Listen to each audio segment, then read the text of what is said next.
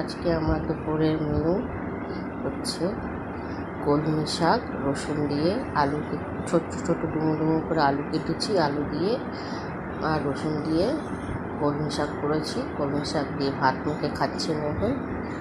আর আজকে দুপুরের মেনু হচ্ছে পুঁটি মাছের সর্ষে বাটা করেছি, ধনে পাতা দিয়ে, কাঁচা লঙ্কা ধনে পাতা দিয়ে পুঁটি মাছ। আর পাট শাক করেছি, মসুর ডাল দিয়ে, পাট শাক দিয়ে, রসুন দিয়ে, রসুন সম্বার দিয়ে, কালো জিরে রসুন শুকনো লঙ্কা কালো জিরে রসুন সম্বার দিয়ে, পাট শাক দিয়ে মসুর ডাল করেছি। আর আম দিয়ে ডাল করেছি। আমটা খাওয়া হয়ে গেছে, আমটা নেই, শুধু ডালটা পড়ে আছে। আর এখানে আমের চাটনি করেছি, আমের চাটনি। দুপুরের মেনু এটা আমার। আমি এখন ভাত খাচ্ছি।